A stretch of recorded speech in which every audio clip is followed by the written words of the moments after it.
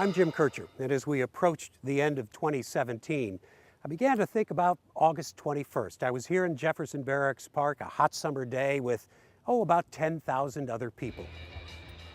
We came to see the great American eclipse, and we got about 1:20 of totality, and it was awesome. If somebody told me it was life-changing, I wouldn't be surprised. And in fact, somebody did tell me that the whole eclipse experience changed their life. It just was not the person I was expecting.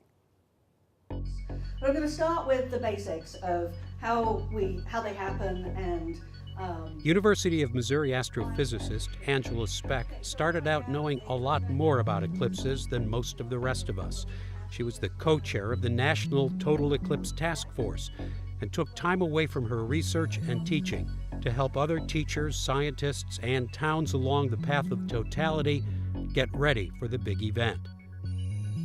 When it was all over, she began to realize that something very important had happened to her along the way. Well, you had an interesting year. Would you call it interesting? It was certainly a hectic year. I've really been in recovery. I was working so hard and traveling so much during the run-up to the eclipse that it's taken a little while just for me to get back to normal. As soon as you start to see an inkling of sunlight, the glasses go back on. Okay. When we saw you in Pacific giving the same talk I'm pretty sure you gave just about everywhere else. Right, so I think that I did about 200 presentations just in the year running up to the eclipse, all over Missouri, actually all over the country. I probably did about 150 presentations in Missouri and another 50 or so outside Missouri. So all sorts of completely different places that I wouldn't normally get to go and talk to people about science. And I learned an awful lot on many levels. How so? Well, you knew about eclipses already, right? So I knew a lot about eclipses, but I'd never seen one. What was your reaction when the totality hit? So I was in a weird position watching the eclipse, but I was actually broadcasting on one of the local TV stations.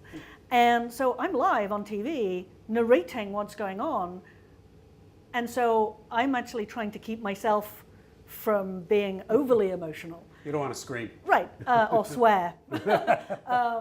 And so, my reaction was kind of to just sort of soak it in, but it didn't really come out until later.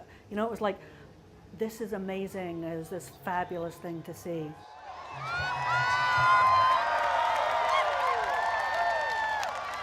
And so I learned a lot about some of the details. So I knew the technical thing. I knew how the moon moves in front of the sun. I knew what we were supposed to see.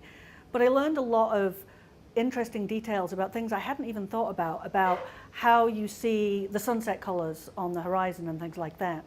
But I also learned a lot that is not science. I learned a lot about how to use storytelling in presenting science to people. I got a lot more interaction with different audiences than I would normally have. So it was enlightening on both a scientific level and on a science communication level.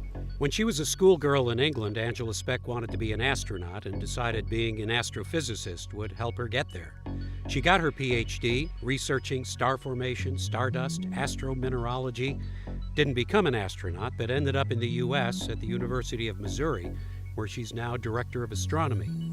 But her extended eclipse road trip, which might strike you as something of a detour, actually led to a very different kind of discovery. One of the things that's come about because of the eclipse is that I was always passionate about communicating science to whoever would listen, right? Now I want to communicate science to people who don't want to listen. And I think that I'm going to change my research focus to being more on how do we communicate science. I'll continue this to is do coming my out science. from your Right. eclipse experience? Exactly. I've learned so much about how we communicate and different ways to do that, and how to work with different audiences, that I feel like that I have the expertise to take in that direction. And so I'm really thinking of kind of moving myself, if not completely over there, to have about half of my time spent on how do we do science communication? Not just me doing it, but the process of how we do it. You're two things here. You're an astronomer, scientist yourself. You're also a teacher.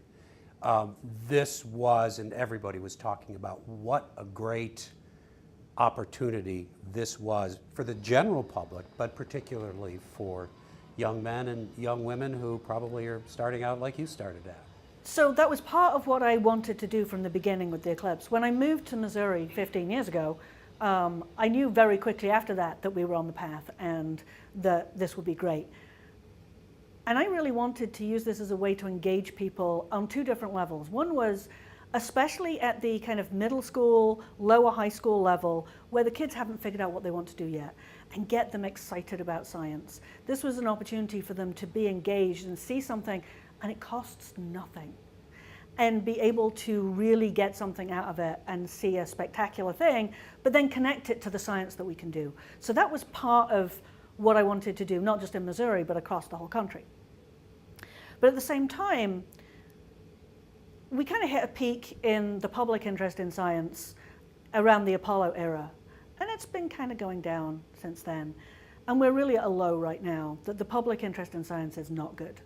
And so I really wanted to also generate fans of science. So not just encouraging people to come and be scientists, but also to have people appreciate what science is and what it does for them.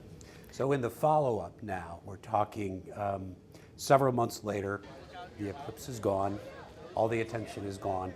Do you get a sense, are you getting any feedback from schools or from parents or from kids that this really did spark an interest that might last a little longer than a week in August? So it's hard to tell right now. We're still doing follow-up work.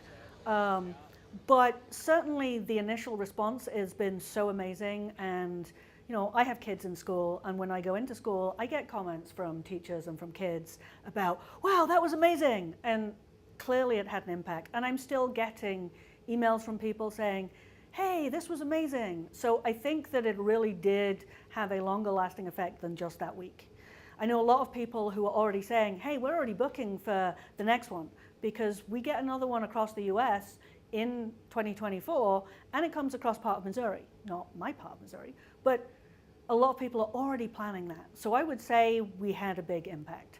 And across the country as well, people saying, hey, it comes over my house this time, I don't have to travel, hey, come and visit me. And I think we're really gonna have captured that. So not only do you have an eclipse in 2024, but you've got this whole population of people who might be hooked on it from 2017, who are going to be heading towards Carbondale or to the Boot Heel or something like that. So there's this audience that's already turned on to this. Exactly, and that's the thing that's different from this time around, was that you had a lot of people who didn't quite get it because they couldn't imagine what it was going to look like, and no amount of saying it makes any difference.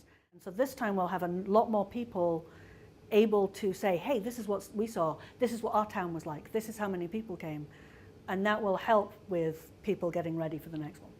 In a sense, everybody kept saying, for a lot of us, this would be a once-in-a-lifetime experience. But from what you're saying, your experience, this was, not that moment necessarily, but this involvement was for you life-changing. Absolutely life-changing. And I think that that's actually something that happens to a lot of people. The people who become eclipse chasers, there are some people who, they live incredibly frugally so they can afford to travel the world and go see these things, and they go to nearly every one of them. For me, this provided so many opportunities that I wouldn't have had otherwise. You know, I knew that it was possible to go and talk to, you know, correctional facilities or talk to Rotary Club, but I'd never done it. And this really opened up avenues that I can use beyond eclipses. And yes, it's definitely a life-changing experience.